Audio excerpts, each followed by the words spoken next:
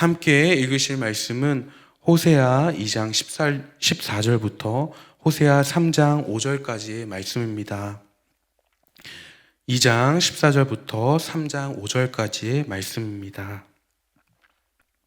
함께 찾으신 줄 알고요. 합독하시겠습니다.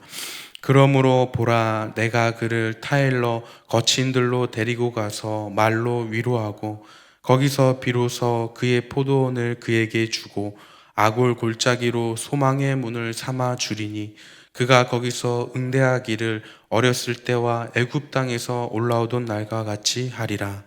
여호와께서 이르시되 그날에 내가 나를 내 남편이라 일컫고 다시는 내 바알이라 일컫지 아니하리라. 내가 바알들의 이름을 그의 입에서 제거하여 다시는 그의 이름을 기억하여 부르는 일이 없게 하리라.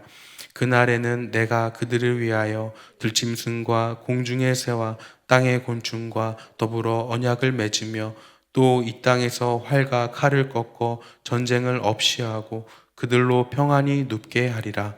내가 내게 장가들어 영원히 살되 공의와 정의와 은총과 긍휼히 여김으로 내게 장가들며 진실함으로 내게 장가들리니 내가 여호와를 알리라. 여호와께서 이르시되 그 날에 내가 응답하리라.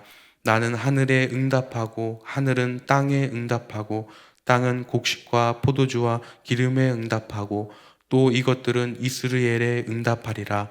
내가 나를 위하여 그를 이 땅에 심고 긍휼히 여김을 받지 못하였던 자를 긍휼히 여기며 내 백성 아니었던 자에게 향하여 이르기를 너는 내 백성이라 하리니 그들은 이르기를 주는 내 하나님이시라 하리라 하시니라. 여호와께서 내게 이르시되 이스라엘 자손이 다른 신을 섬기고 건포도 과자를 즐길지라도 여호와가 그들을 사랑하나니 너는 또 가서 타인의 사랑을 받아 음녀가 된 그 여자를 사랑하라 하시기로 내가 은 15개와 보리 한 호멜 반으로 나를 위하여 그를 사고 그에게 이르기를 너는 많은 날 동안 나와 함께 지내고 음행하지 말며 다른 남자를 따르지 말라. 나도 내게 그리하여라 하였노라. 이스라엘 자손들이 많은 날 동안 왕도 없고 지도자도 없고 제사도 없고 주상도 없고 에봇도 없고 드라빔도 없이 지내다가 그 후에 이스라엘 자손이 돌아와서 그들의 하나님 여호와와 그들의 왕 다윗을 찾고 마지막 날에는 여호와를 경외함으로 여호와와 그의 은총으로 나아가리라. 아멘. 함께 묵상하시겠습니다. 말씀을 나누겠습니다. 오늘 읽으신 14절 이하의 말씀은 이전 단락과 다른 분위기를 갖습니다. 13절까지는 남편을 떠난 아내를 고발했다면 14절부터는 회복과 재혼에 대한 이야기를 전하고 있습니다. 과거 TV 프로그램 중에 사랑과 전쟁이라는 부부 클리닉 프로가 있었습니다. 부부간의 사랑이 어느새 전쟁이 돼버린 그런 일화들을 소개하는데 2장 13절까지만 보더라도 하나님과 백성들 사이에 사랑으로 시작해서 전쟁으로 끝나는 듯 보이지만 14절부터는 다시 사랑으로 결론을 맺고 있다는 것입니다. 그 시작이 되는 오늘 14절의 말씀을 함께 읽어보겠습니다. 그러므로 보라, 내가 그를 타일러 거친 들로 데리고 가서 말로 위로하고. 여기서 하나님께서 그를 타이른다고 말씀하십니다. 여기서 타이르다는 단어는 꾀다, 유혹하다라는 단어로 많이 사용됩니다. 어떤 목적을 위해 마음과 행동을 유발하는 것인데 그 목적이 14절에 보시면 말로 위로하기 위해서라고 말합니다. 더 정확히 원문에서는 심중에 마음에 말을 걸다라고 표현합니다. 다시 말해서 하나님께서 자신을 떠난 그 백성들의 마음 깊숙한 곳에 말씀하시기 위해 그들을 이끌어내시겠다는 것입니다. 사랑이라는 것은 때론 불꽃처럼 크기가 밝다 하여도 다 전해지지 못할 때가 있고 또 많은 물질과 숱한 노력으로도 진심을 전하지 못할 때가 있습니다. 사랑은 결국 마음에 들려야 하고 또 마음에 전해져야만 사소한 것을 통해서라도 사랑이 전해질 수 있다는 것입니다. 공동 번역에서는 14절을 다음과 같이 번역합니다. 그러나 나는 이제 그를 꿰어내어 빈들로 나가 사랑을 속삭여 주리라. 하나님께서 사랑을 속삭여 주겠다고 말씀하시는 것입니다. 비록 자신을 떠난 백성들이지만 그들을 인도하여 마음의 사랑을 남기겠다라는 것입니다. 이것이 우리에게 은혜인 것은 하나님의 사랑은 먼저 손을 내미신 사랑이며 또 우리에게 먼저 다가오신 사랑이라는 것입니다. 뿐만 아니라 그 사랑을 말씀하시기 위해 어디로 이끄신다고 말씀하십니까? 아무것도 보이지 않는 들판이라고 말합니다. 바로 하나님만 바라볼 수 있는 그곳 가운데 우리의 마음 가운데 사랑을 말씀하신다는 것입니다. 오늘 우리에게 하나님의 사랑을 들을 수 있고 마음을 느낄 수 있는 곳은 어디입니까? 조용한 골방의 기도의 자리며 또 말씀을 보며 주님께 질문하는 자리, 또 찬양을 듣고 부르는 자리, 우리는 거기서 하나님의 사랑의 속삭임을 들을 수 있다는 것입니다. 만약 하나님께서 우리 삶에 거친 들판으로 인도하고 계신다면 그것은 하나님의 사랑을 들을 수 있는 자리임을 기억하시기를 예수 그리스도의 이름으로 축복합니다. 제가 신학생 시절에 생활비가 부족했을 때가 있었습니다. 그때 제 수중에는 7,000원이 남아 있었는데 그 다음날 공부를 하기 위해 카페도 가야 되고 또 급여 날짜가 며칠 안 남아서 일을 어떻게 해야 하나 가난을 가깝게 느낄 때 문득 제가 살아온 걸음걸음들이 잘못된 것은 아닌가 하는 마음도 들었습니다. 그런데 문득 바울 사도도 이와 같은 마음이었을까? 그런 마음에 빌립보서 4장의 말씀을 되뇌기 시작했습니다. 내게 능력 주시는 자 안에서 모든 것을 할 수 있느니라. 이 말씀을 속으로 외치면서 다음 날을 맞이했습니다. 어김없이 아침부터 카페에 갔었는데 그때 마침 계신 직원분이 제가 청년 시절에 친하게 지냈던 한 형님이셨습니다. 그 형님이 커피를 밤값이나 할인해 주시고 또 앉아있는 저에게 이 작은 과자를 선물로 주시는데 그런 마음이 들었습니다. 하나님께서 내 삶을 아시는구나. 하나님께서 나를 책임져 주시겠구나. 나의 삶을 바라보시는 하나님을 느끼고 또 하나님의 사랑이 느껴진 것입니다.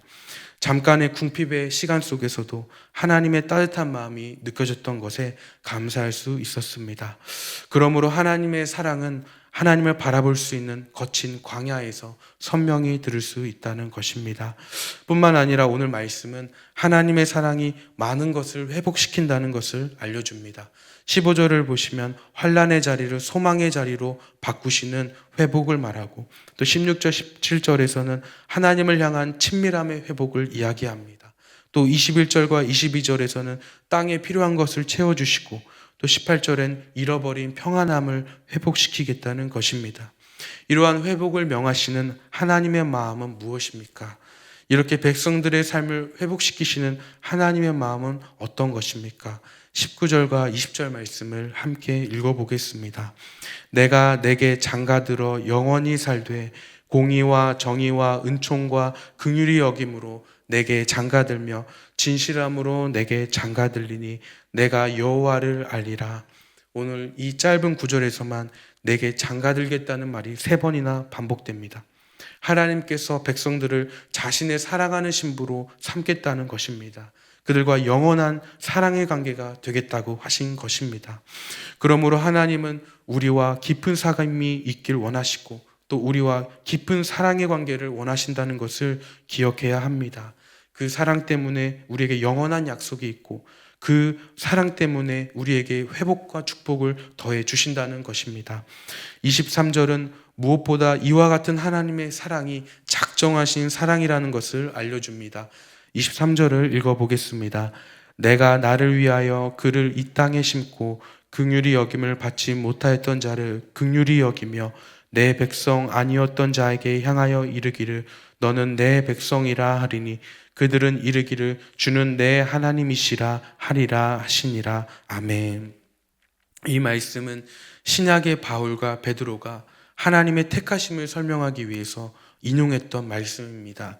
사람의 소원과 갈망이 있어서 우리를 사랑하신 것이 아니라 하나님의 주권적인 작정하심이 있다는 것입니다. 이는 하나님께서 베푸신 사랑이 우리의 사랑에 따라 식거나 변하는 사랑이 아니라 하나님의 사랑은 우리의 외모나 마음이나 상황에 의해 변하지 않는다는 것입니다. 이어서 3장 1절을 읽어보겠습니다. 여호와께서 내게 이르시되 이스라엘 자손이 다른 신을 섬기고 건포도 과자를 즐길지라도 여호와가 그들을 사랑하나니 너는 또 가서 타인의 사랑을 받아 음녀가 된 그 여자를 사랑하라 하시기로. 하나님의 작정하신 이 사랑이 자신을 떠나간 백성임에도 변함이 없으시고 또다시 백성의 마음으로 향하시는 하나님의 사랑이라는 것입니다. 마지막으로 오늘의 말씀은 호세아의 한 행동으로 하나님의 사랑이 무엇인지를 구체적으로 보여줍니다. 2절 말씀을 읽어보겠습니다. 내가 은 15개와 보리 한 호멜 반으로 나를 위하여 그를 사고. 호세아는 그 여인을 값을 주고 샀다고 이야기합니다. 여기서 15개와 보리 한 호멜 반은 당시 신부를 데려오기 위해서 그 신부의 가족들에게 또 주는 보상금 같은 것이었습니다. 이것은 다시 말해 남편이 아내를 재산으로 보았다는 것이 아니라 여자의 혼인은 남겨진 가족에게나 남편에게나 모두 큰 가치였다는 것이었습니다. 그러므로 하나님의 사랑은 값으로 지불된 사랑임을 기억해야 합니다.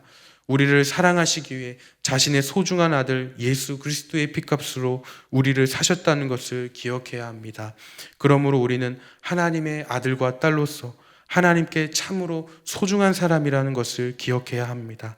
우리는 하나님의 사랑받는 자녀임을 믿으시기를 예수 그리스도의 이름으로 축복합니다. 이와 같은 하나님의 사랑이 우리 마음에 전해지고 또 이 사랑으로 오늘을 살아가며 오늘날 마주한 어려움을 이겨나가시는 저와 모든 성도님들이 되시기를 예수 그리스도의 이름으로 축복합니다. 기도하겠습니다. 하나님 아버지 감사합니다. 오늘 주신 호세아서에 기록된 주의 말씀을 바라보며 하나님의 사랑의 마음을 우리가 바라봅니다. 한결같으신 그 사랑으로 우리에게 먼저 손 내미신 그 사랑을 우리가 믿고 또 예수 그리스도를 통하여 그 사랑 안에 거하기를 원하오니 하나님 우리 모든 성도님들 마음 가운데 주님의 사랑이 한량없이 부어질 수 있도록 주님 인도하여 주시옵소서. 하나님 또 때론 우리의 삶이 광야같이 거칠고 또 세상이 우리가 원하는 대로 흘러가지 않고 궁핍할 때가 너무나 많습니다. 하나님 그럼에도 하나님 부어주시는 그 사랑으로 말미암아 우리가 다시 한번 담대히 나갈 수 있는 믿음과 용기를 더하여 주시옵소서. 그러한 은혜가 우리 모든 성도님들 가운데 부어질 수 있도록 주님 허락하여 주시옵소서. 감사합니다. 예수 그리스도의 이름으로 기도드렸습니다. 아멘. 함께 주기도문으로 마치시겠습니다. 하늘에 계신 우리 아버지여, 이름이 거룩히 여김을 받으시오며 나라가 임하시오며 뜻이 하늘에서 이루어진 것 같이 땅에서도 이루어지이다. 오늘 우리에게 일용할 양식을 주시옵고 우리가 우리에게 죄 지은 자를 사하여 준 것 같이 우리 죄를 사하여 주시옵고 우리를 시험에 들게 하지 마시옵고 다만 악에서 구하시옵소서. 나라와 권세와 영광이 아버지께 영원히 있사옵나이다. 아멘.